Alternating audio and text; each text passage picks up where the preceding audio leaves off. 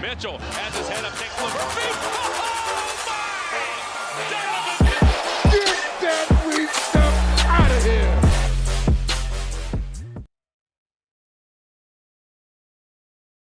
Welcome to the Junkyard Pod. I'm your host, Tony Pesta, joined by Corey Walsh and Jackson Flickinger. You can find all of our work for Fear the Sword and Write Down Euclid in the description below. Please consider checking it out. We have all sorts of great content coming out after every single Cavs game. But let's start with talking about the catastrophe from the Kings game. I asked on Fear the Sword's Twitter what the opposite of a Cavalanche should be, and they went with catastrophe. I think that sums up how the game was. What about you, Jackson? Is that a fitting word for what we saw?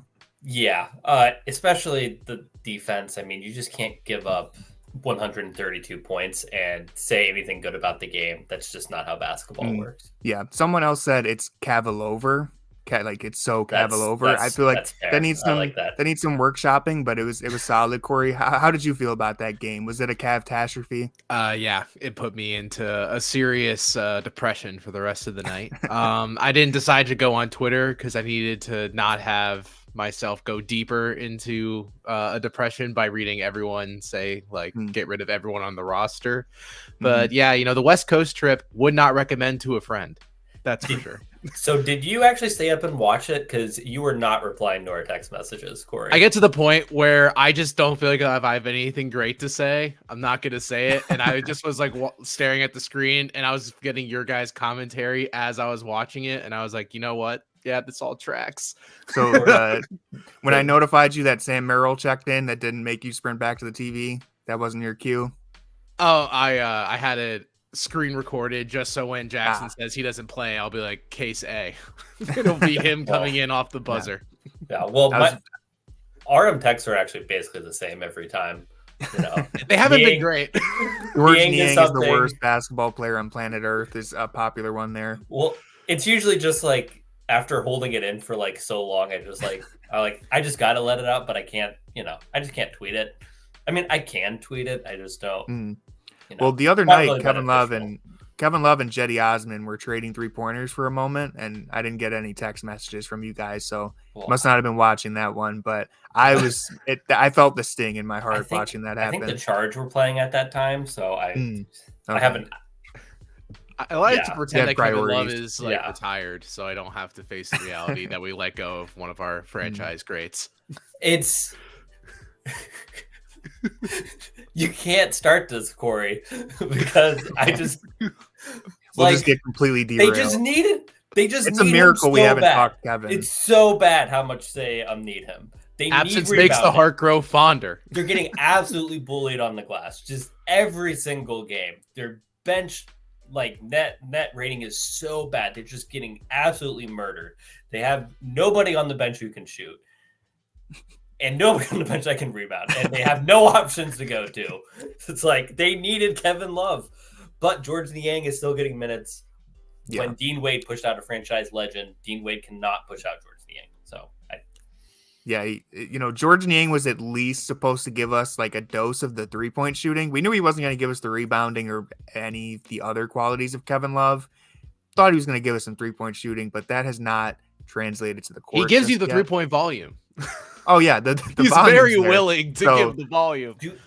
Yeah, he's got that going for him. But even they need Jetty's energy off the bench. You could say the same thing with Lamar Stevens, and I think both are very imperfect players. I mean, Jetty's a perfect player, but I guess other people don't think that. But they just need somebody with that kind of energy as well, and that's really something that when we're talking about that Kings game. It just felt like there was that 3-minute stretch, and then at the end of the first quarter, they took out Mitchell, and it was just they just had no juice, and Garland still on the court. They still had good players. They just didn't have any mojo, I guess. I don't really know how to describe it, but it just happens every single game. You look at that Thunder game, they took Mitchell out, and it was they went from being tied to down 7 in 3 minutes, and it just keeps happening. You wouldn't think with the roster that the Cavs have that there would be the case of the Mitchell minutes and then trying to survive the minutes without him. You feel like the roster is constructed in a way where this shouldn't be the team's problem.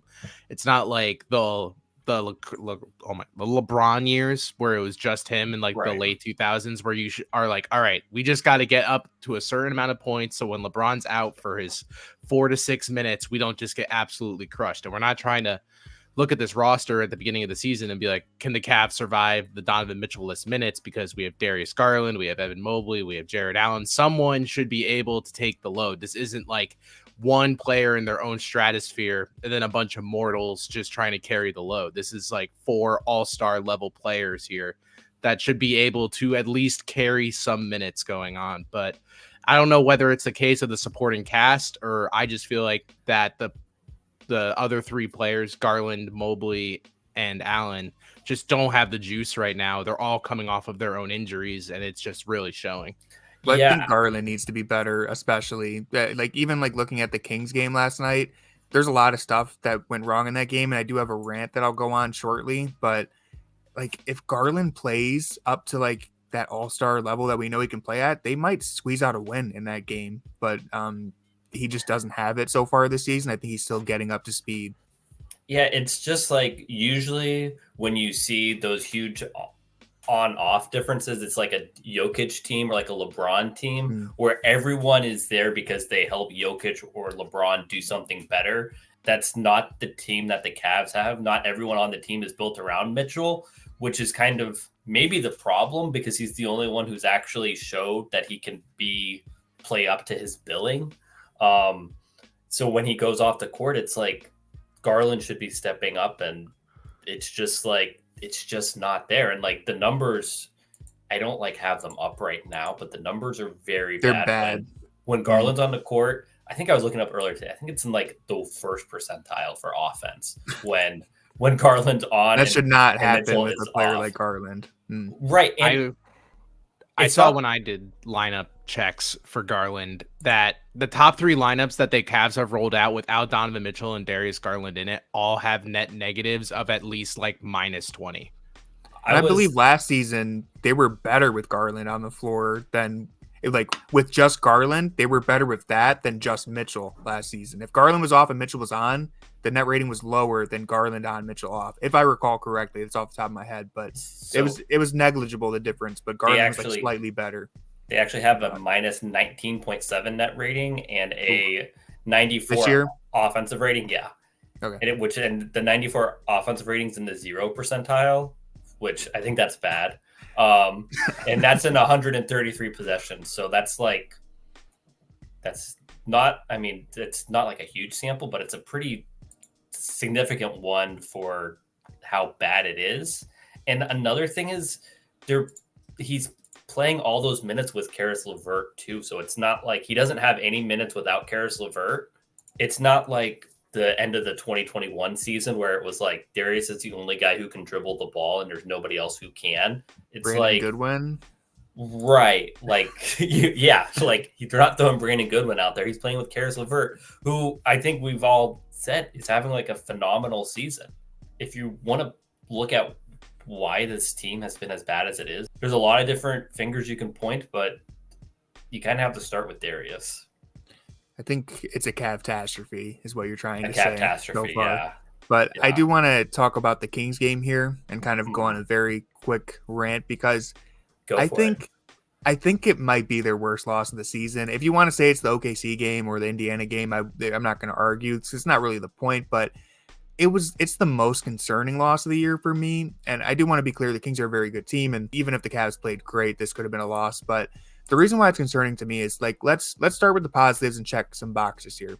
I felt like the effort level was appropriate. I felt like they entered the game with energy. It wasn't a situation where they fell flat on their face, got down big early, and there's a lackluster performance. I thought they played with an appropriate amount of energy. They protected the ball in this game. They didn't commit these live action turnovers, these unforced errors that led to a bunch of fast break points. They only committed, I think, 11 turnovers in that game. So they protected the ball. They shot the ball very well. They shot 45% from the three-point line. So it wasn't like they were getting open looks and just missing them. And lastly, they were mostly healthy. Okoro is still out. Jerome is out. Rubio's away from the team. Allen and Garland are both kind of still ramping up to a degree, but that's not an excuse because they were still pretty healthy entering this game. And so when you check all those positives, they protected the ball, they played with energy, they shot the ball well, and all of their stars were available. You look at it and you think, it was probably a good back and forth game. But no, they lost by double digits, and it really never felt like they had a chance in this game. There was just a lot of problems that it felt like they had no answers to. And we'll get more in depth into it just to wrap this up very briefly and give you an idea of what I'm talking about. Defensively, they had no answer for Sacramento. And I will say the Kings are one of the most fun teams to watch, I think, just because their offense is beautiful. They operate with so much harmony. It's such a smart brand of basketball. There's so much movement. There's so much, pace, 3-point shooting, dribble handoffs, and the Cavs were not able to offer any resistance to really anything that was thrown at them. So that was a concern. They just got picked apart. And then on offense, I felt the Cavs had no alternative for when Mitchell or Garland were trapped off the ball and someone else had to make a play.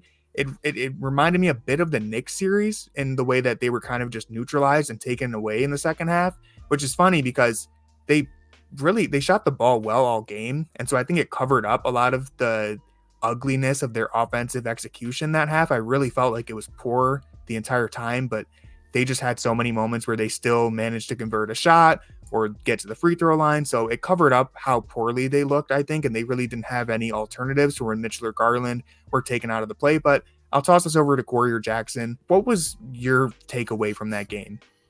I think that game was like the worst loss because it really just emphasized the team's major problem, which is one, that this team can't defend other teams that can play 5 out and spread them out, especially like I think it's like becoming pretty apparent that while Jarrett Allen is quote unquote back, I don't think he's really close to like full health. I feel like I've never seen him struggle more and get more targeted by teams than these back-to-back games against Golden State and Sacramento. I feel like there was many possessions where they would switch at the top of the key against Allen and then just go at him for possessions upon possessions and basically play him off the floor at times because the defense just isn't there. And I know, like, I feel like to start the year, everyone was saying like, oh man, it's kind of like crazy how efficient teams are scoring perimeter wise against the Cavs. Like, this is obviously like just their night. Like, because we didn't really see examples where this was a real hindrance to the team last year. The defense was phenomenal for them. And for the most part, the rim protection is still there. But I think they have such now an infatuation with their rim protection that we see situations all the time. Tony, you posted clips of it from the game yesterday where they Jackson, I believe. Thank you. Give credit where it's due. I'm sorry. I did a lot of work there. Okay. Yeah. I mean, respect. And like, there's plays where like even just Sabonis, who isn't like the most lights out 3-point shooter, they just basically chose like, I'd rather you come inside the paint and challenge me here than I'm just going to turn my back and just play the odds game and hope you miss, which newsflash, he really didn't. So that panned out well.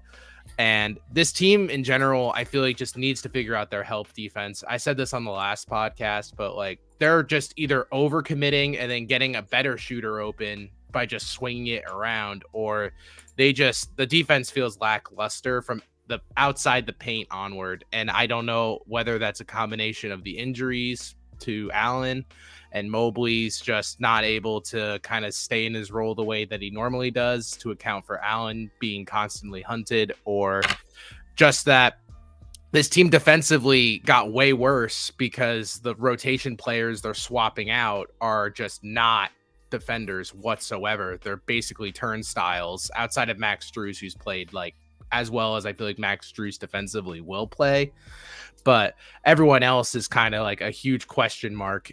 And to the offensive point real quick is that while the trapping made sense why they struggled, because yes, they went out of their way to get offensive options, but they didn't get play starters. They got play finishers. And outside of a trap, it's almost like the possession restarts in some way from the outside. And none of their acquisitions that were on the floor last night are really play starters. So I could see why the ball just froze whenever it was swung to one of them. Yeah. One of the things, like, I definitely agree with everything that both of you guys said. And one of the things that I think is worth highlighting is that, like, when you get beat like you do in the playoffs, everyone notices and, like, the book is out.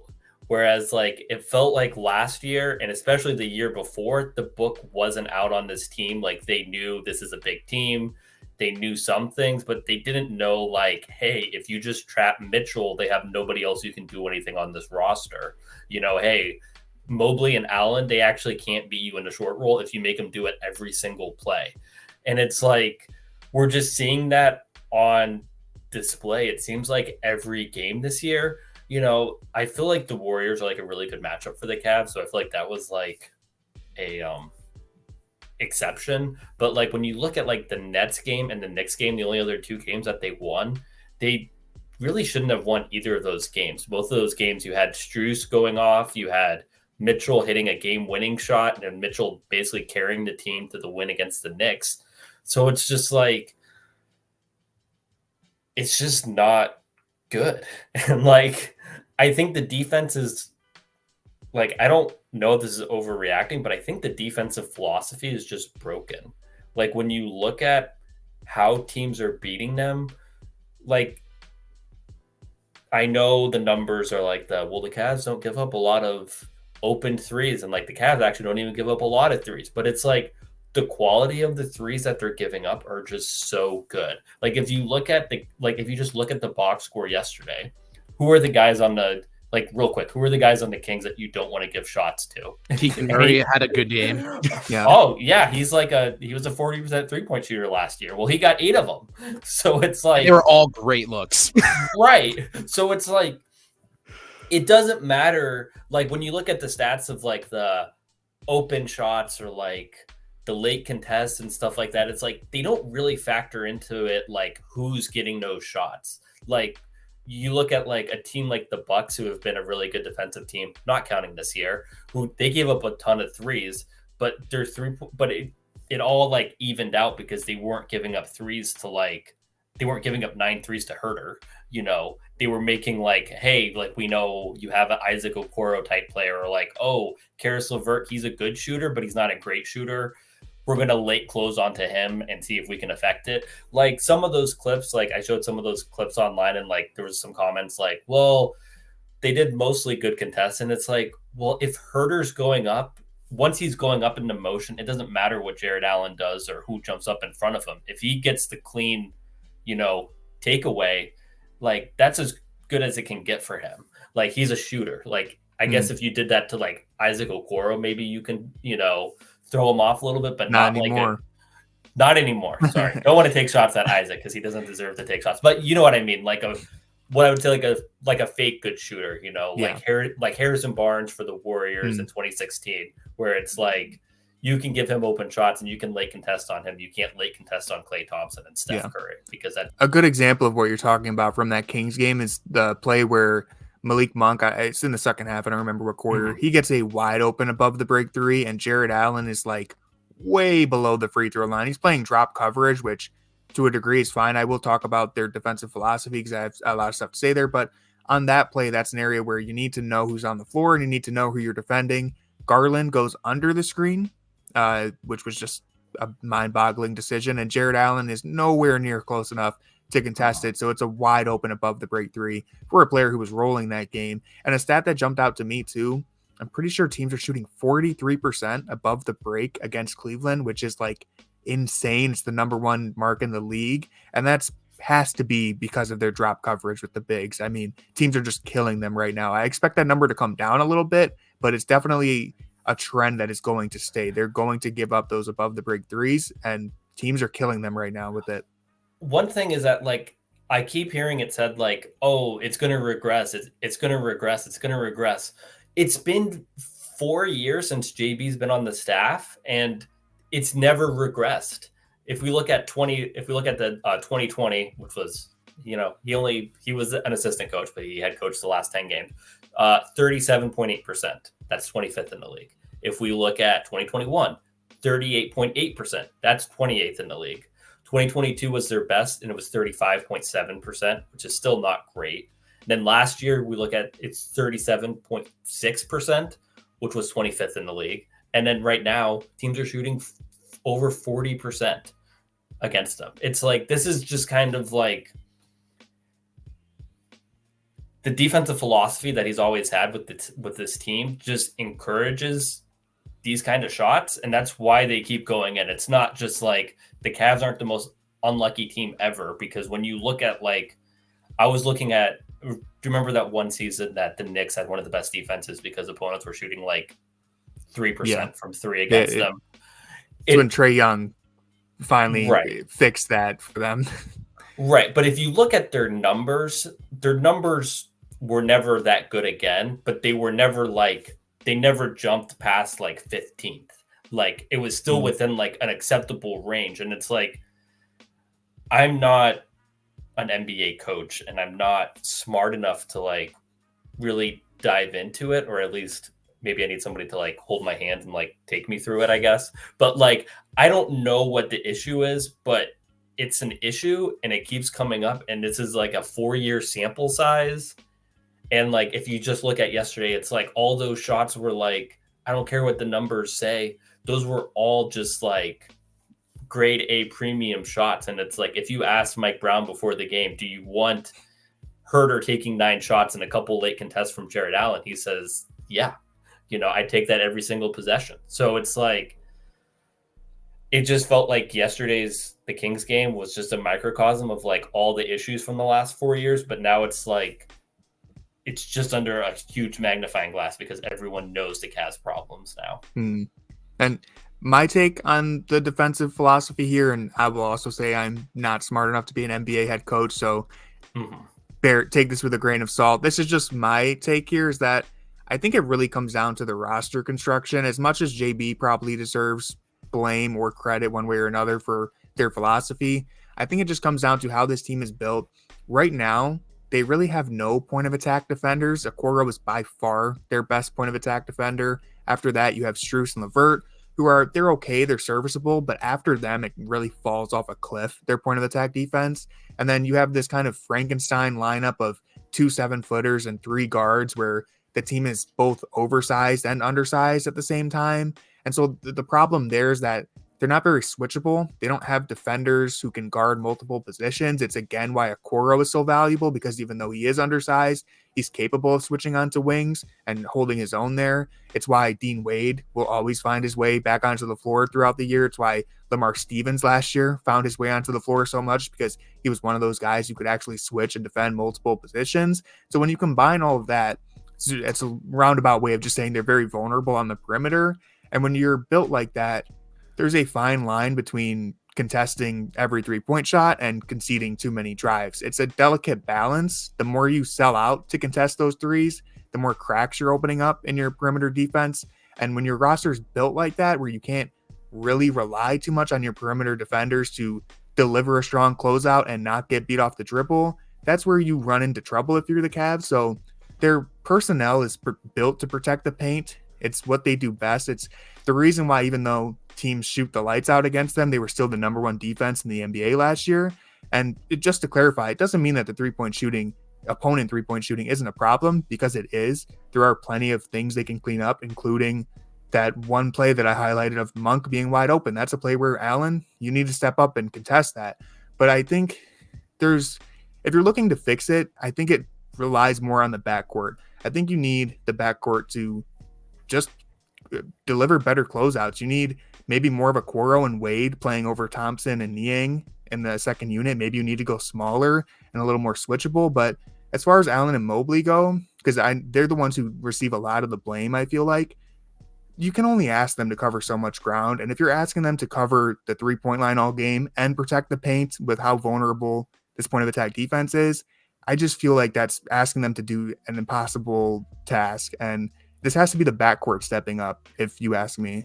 One of the things that's really interesting is if you look at the defensive shot profiles over the years, like last year, they were a great team and they limited a lot of 3-point shots. So they were 6th in they had the 6th least amount of 3-pointer shot against them from a frequency standpoint.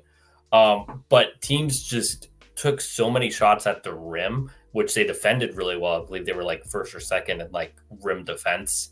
But it's kind of an odd profile for a team that has 2 bigs. When you look at I think about a team like the Bucks, who their whole thing was we have bigs, we're going to play drop coverage, we're going to give up 3-point shots, but we're not going to let you get to the rim, and they were always like among the first or second in the league and like the least amount of attempts at the rim, but they would give up a ton of threes. And like the Cavs, it feels kind of like broken because the Cavs don't give up a ton of threes, but they give up so many quality threes, and they give up a ton of looks at the rim, but they defend it well, but still you don't want to be giving up that many looks at the rim. So it just feels like that's where I'm like, I don't know how to fix it or even really how to like talk about it well. I know that obviously if you have better point of attack defenders, you cut people off before they get to the rim.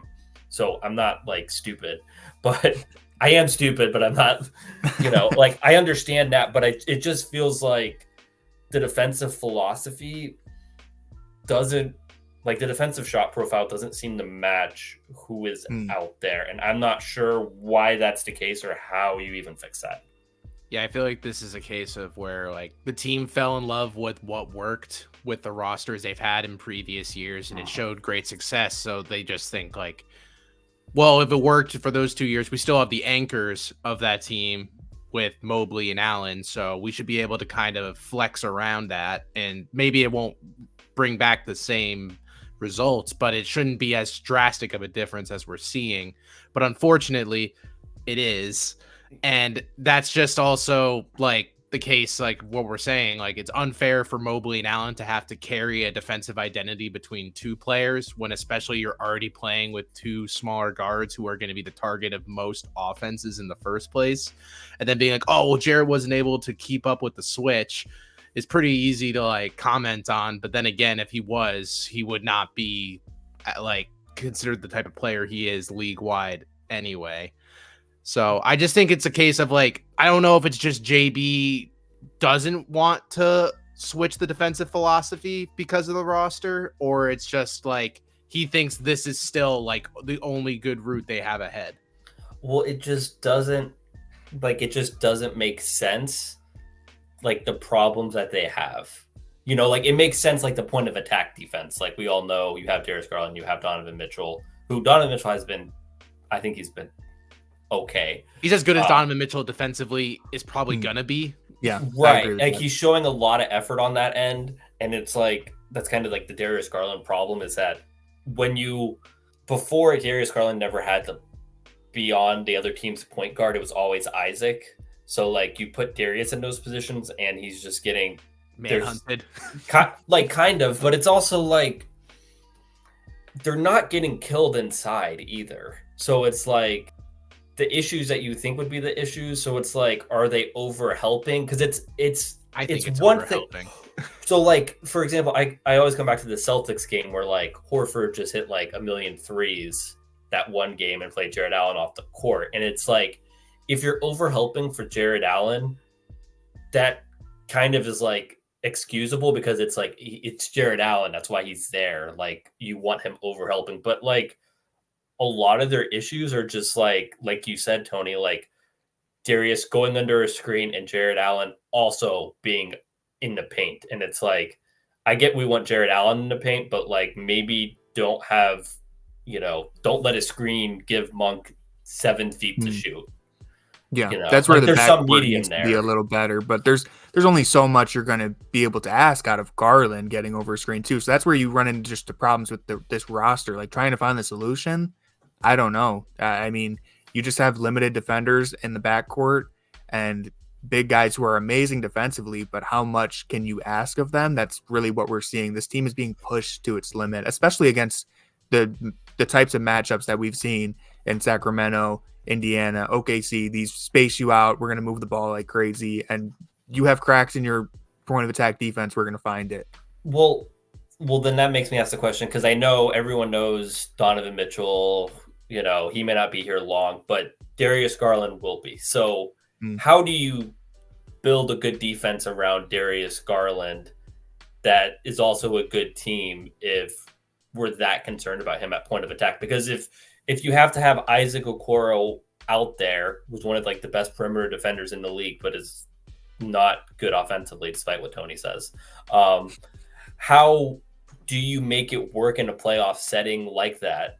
They did it last year to a degree, but Okoro obviously was there, so it's but they still like they ran into the same problem kind of where like they started with Garland on Brunson and they couldn't really contain Brunson because the Knicks were hunting him. So they said, we're going to start off with Garland on Brunson. So that was already a problem. And you had like Okoro lost minutes there in like throughout the series, but like it really came to a head there. And now it just seems like it's continuing. So I just don't know like what the long-term solution is with or without Donovan Mitchell. Because if you have to make that many concessions to your roster, you think of like a Trae Young offensive player who you have to make those concessions for. But like, I don't think we like Trae Young too much, but I think we can say that Trae Young is a better offensive player, or at least a more dynamic offensive player than Darius Garland at this point.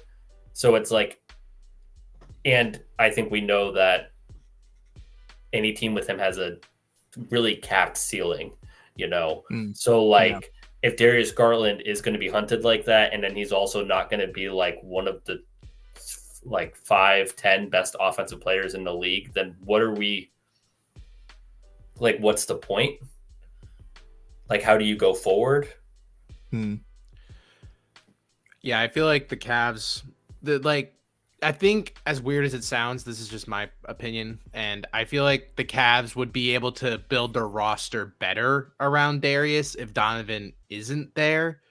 Because if you have Darius and Donovan together, you're just committing to the too big, too small thing. And I think that's a much harder puzzle to kind of find the right pieces for than as, hey, we have one undersized guard. Why don't we just build a taller lineup so then there's more switchability on this defense? Instead of being like, all right, we have one player at the 3 that has to be able to account for both the switches from the front court and the back court. Let's hope this works. And right now we're still like, as great as Max Strus is playing, I don't think people are thinking Max Strus is like the piece that this team is missing. He's a part of the puzzle that this team desperately needed offensively, but he doesn't help account defensively for having a very small backcourt that teams can just constantly take shots at over and over and stretch the backbone of the defense thin. Right. And I like get that. And especially like, but I don't think Donovan's been the problem this year. So that's where I kind of keep coming back to that, where it's like Donovan's not the solution on the defensive end for the Darius Garland problem, but he's also, it's not like when Donovan's not out there and you maybe sub him out, like sub Dean Wade and Karis LeVert in there for the backcourt too. It's not like that problem goes away. That problem's like still there, but it's just the offense is more limited. So it's like, I just like, is Darius long-term worth like trying to find, like, obviously you want to find 6'6", 2 guards who can shoot and dribble, like, but there's just not many of them, you know? So it's like, how do you build, you know, I guess like if you get a couple Jaylen Browns or something, like, I don't know, like that's not really like, and then you also throw in Evan Mobley into it as well, who, as we saw earlier, we're not sure about him playing the 5 and we're not sure about him playing the 4. So it's, and those are your 2 guys. Like we talk about Donovan Mitchell, but like, if you assumed that he's gone after this year or next, it's Evan Mobley and Darius Garland. And it's like, I don't know. Are we at a crossroads? Like, am I just overreacting? But because it's just been a really poor start for both. And it's just all their problems seem to be coming to the surface and none of their solutions are. I think it's fair to start questioning that, because this year, as we highlighted a little bit during the summer, is going to be a make or break year in a weird way for a team that is still early in the timeline, but like they have to prove it this year. There's really no way around it. They have to prove that this roster is going to be able to work. So far, I don't think you're overreacting, but I think there have been some positive moments. I think the 2 Golden State games, while yes, it's just a good matchup for us, I think they showed that they can defend in that game. I think the second half against Indiana, while Indiana isn't the best team in the NBA, they are a good offense, and the Cavs really turned it up defensively. So there's definitely concerns that are very real and are on display right now. I do want to put a pin in this and come back to it a little later in the season, maybe at the end of the month if they're still struggling, because I do want to talk about JB this episode. And so we're going to pivot to that and kind of just, I feel like we have a big enough sample size now to evaluate how JB has been as the head coach, dating back to last year and now the start of this year. I feel like if anyone's seat is warming up right now, if there's going to be any change that is made this season, there could be something that happens at the trade deadline. Who knows? But if there's going to be anything that changes, I think JB would be the first piece of the puzzle that gets moved. I'm interested to hear how you guys evaluate what JB has been showing to us this year and just all around. I'm not 100% sure with JB if this roster is being maximized. I think defensively, obviously, that's where we all look because that is his bread. Like, that's where his identity is as a coach. I think it's very well known amongst the fans that offense is something that he lags behind in terms of of other coaches in the league.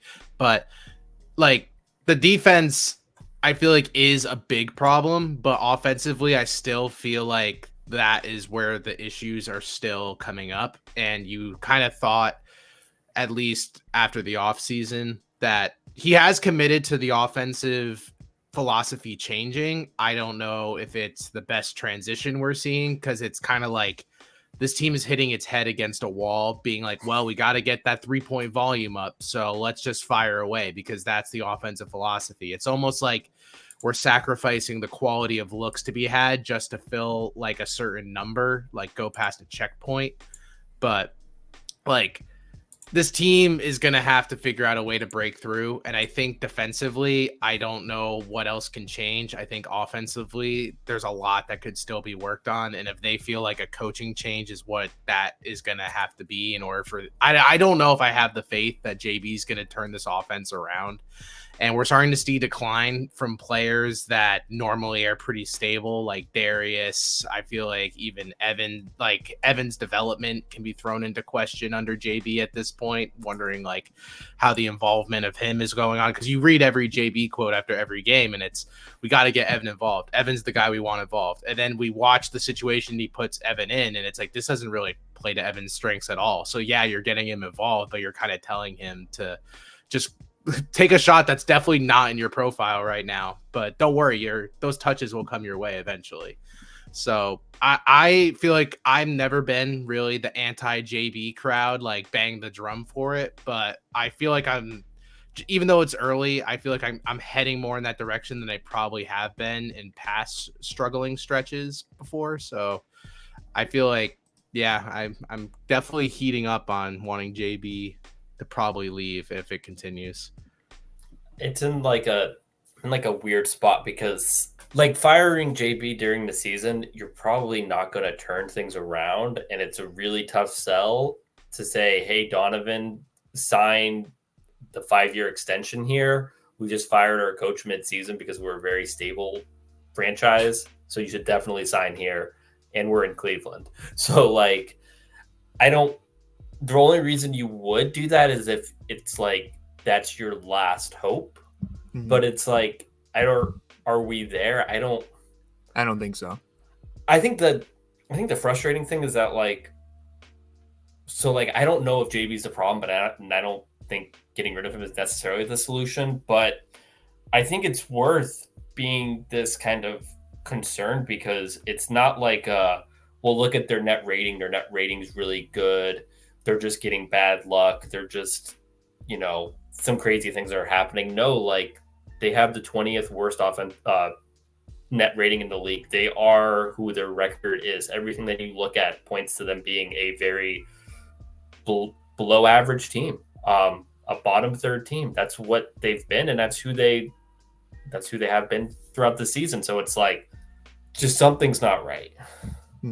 I do think, I've always said this, I think he's an average coach. I think he's just an average coach. I don't think he's the worst coach in the NBA. I think every fan base hates their coach besides like 3 different cities. So I understand why it's easy to blame JB. He has flaws. Like I said, he's average. He's not the best coach in the NBA, but he's far from the worst. I agree with everything both of you said. I think if you fire the coach in the middle of the season, it's not a guarantee that whoever you bring in is going to be an upgrade. the last thing that you want to do right now, if you're the Cavs, is fire JB and bring in a coach who's even worse and send this franchise into a downward spiral. With the Donovan Mitchell thing, hey, listen, I don't know what he's going to do in the future, but let's say the Cavs play out the rest of the season. They go out early in the playoffs. Going to Donovan Mitchell and saying, hey, who's the coach you want? Tell us who you want us to bring in.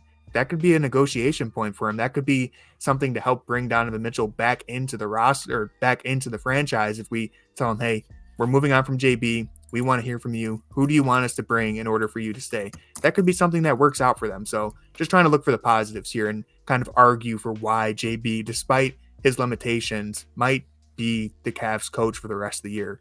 Well, one of the things that's like, there's a downside to that too. So even if we did that, like the Bucks did that for Giannis and they hired Griffin, and now everyone knows that he's not up for the task. So it's, and that's like the dilemma. It's not like one of the things is that, and I think we see this with the GM, is that just because you're the greatest basketball player of all time doesn't mean you're the greatest evaluator of not on the court decisions.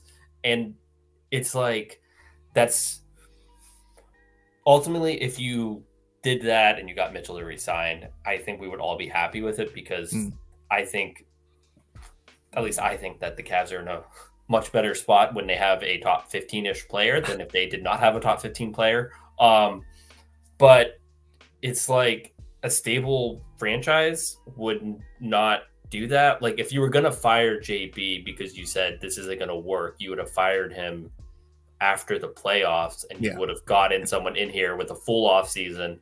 This is, we know who our team is. We have our identity. We ran into a wall. How do we get over this?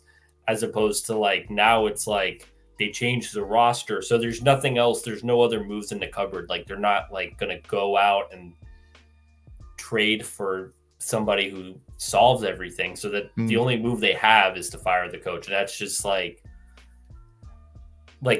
this isn't like the 2016 Cavs that had David Blatt running things, where you had somebody who couldn't connect to any of the players. Nobody liked him and wasn't really cut out for the NBA. Like JB Bickerstaff is a competent coach, even if he isn't the best coach. And whoever you bring in isn't going to drastically change things. Like even like Quinn Snyder, who I think is one of the best coaches in the league, he changed things for the Hawks this year. They're a lot different team than we saw last year. But when he was brought in February, they didn't just turn into like the Utah Jazz from a few years ago. And he's like one of the best coaches. So what are you going to do? Even if you got a good coach for this season? And that's what I was going to say with like, it's not like the market is like pouring out with like top level coaches that aren't employed. This isn't like you said, the Quinn Snyder on the market. That's more likely than not, if you got rid of JB midseason, you're going to turn to like Luke Walton or like one of the other assistant coaches, which is that what anyone truly wants? Like, it's easy to be like, yeah, I don't want JB around anymore. But then when your option like is going to become Luke Walton, probably, I don't think people are going to be like, oh man, sign me up for that. He handles development super well. Those Laker teams and Kings teams, they were fantastic. Both those franchises were way better with him running the ship.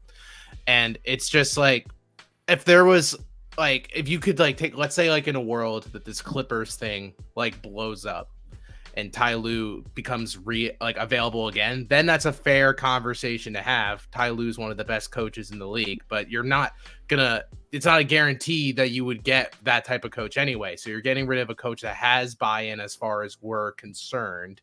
We haven't heard otherwise. We've heard inklings of like just reporters asking questions of that, but we haven't really read the hit piece yet coming out saying Cavs players aren't with JB anymore. So it's like, why be so reactionary to a small sample size when, if we're being completely honest, the roster just hasn't necessarily even been up to snuff yet either, with injury too. I think you brought up a really good point there, though, that I wanted to hit on. That I think is the key to this. And I also want to just very quickly go back to what I said. I want to clarify. I wasn't saying they should keep JB just so that they could fire him and dangle that coaching job to Mitchell and be like, pick our coach. I was just saying, if we're factoring in the Mitchell decision that's on everyone's mind, it's probably better to wait to the end of the season than to try and replace your coach mid-season. But to what Corey said, I think the key for JB really, and what everyone points to, is just the way that the players buy into him and the way that they seem to, whatever his philosophy is throughout his time in Cleveland, it seems like the players completely trust it and they go out and execute his game plan. And so if that starts to slip, which we've seen just very, very tiny little examples of it, I think one thing that jumped out to me, and this might not have been JB directly, but one thing that jumped out to me in yesterday's game was there was a play where Donovan Mitchell, 2 plays in a row, where Tristan Thompson tried to set him a screen and Mitchell either rejected it, told him to go away, or one time dribbled into a trap and immediately called a timeout and looked visibly frustrated with the Cavs offensive game plan. And so that's a thing for me to keep an eye on with JB, is if the players start to second guess his ability to coach, that's when you're going to see him out the door, in my opinion, because that's the one thing that he brings to this team is he has their commitment. And if that starts to slip, it's probably time to move on. Yeah. And it's like, that's kind of, if we were talking about the offense, like that's kind of the whole problem is you have, like, as I was saying earlier, when you implode in the playoffs, like the Cavs did, everyone has the book. The Knicks blitzed Mitchell. They did it again this year. And the Cavs just don't have the ability to like counter that. And I'm not even blaming Mitchell, because I think like Mitchell, we've seen him before, like try to just shoot over the blitz and just kind of do crazy stuff like that. And he's not doing that. He's making the right plays, but when he makes the right plays, nothing good happens. So like he got mad at Tristan because every time Tristan set his screen, it was just a double team. And like, what are you going to do? But it also, it's like, if you have Tristan on the court and you have nobody who's moving around him and no off-ball screens that he's setting, what are you going to do? Just have like Mitchell just shoot over everybody, or just, you know, finish over everyone in the lane? So that's where it's like, where the frustration is coming from, is just that they keep running into these same problems. Like these problems, the problems they had last season were magnified in the playoffs. The problems that they had in the playoffs have been magnified in the regular season. And there just doesn't seem to be a solution, even though Max Strus, who was a good signing, has been better than advertised. So it's like, and he's helped this team so much. So it's just like, that's where it's like, where you're looking at the problems. Like last year was like, well, if they got a movement shooter, everything would be good. And it's like, well, they have that. He's really helped, but things just aren't right. Yeah, that's a good point. I want to hit on the screen setting too briefly, because one thing that I've made put an emphasis on watching the last few games, I want to pass this challenge off to you and any of our listeners. When the Cavs are inbounding the ball, whether it's after timeout, sideline out of bounds, baseline out of bounds, whenever they're running a set play out of bounds, pay attention to how often they make no contact whatsoever on their screens. I mean, either brush the defender or just don't even make any contact with them on screens. That's the one thing that really stands out to me, is that Jarrett Allen is the best screen setter on this team, and he's a good screen setter, but Mobley is bad.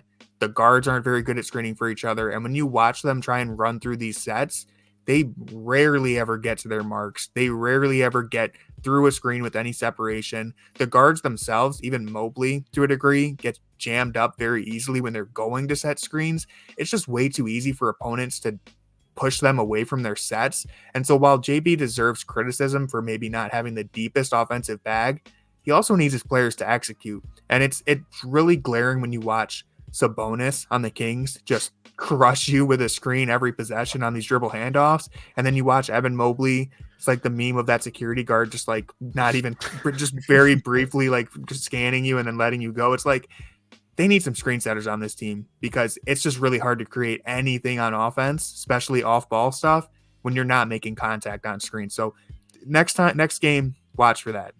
Or don't, because you're going to get really mad, because that's just like, because they just don't do anything. They're like tight ends who are like supposed to block first, but they like are excited for the pass. So they're just like, oh, I'll just pretend to block you and I'll just go out for the pass. It's just, it's bad. That's called the Travis Kelce, but Travis Kelce's good. These guys aren't. Didn't know we had a Swift fan in the chat. Anyway, yeah,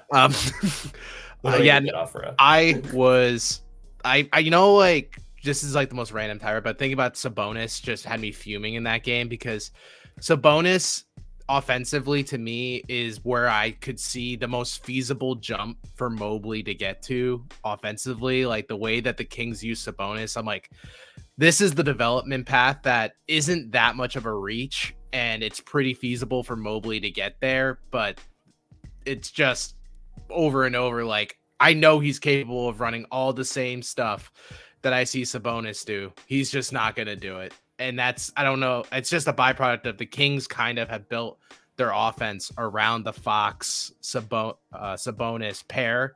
And it's just hard with Mobley to think. I'm like, I can't think of a world without Donovan Mitchell or Darius Garland in it that offensive reality could be feasible for him right now.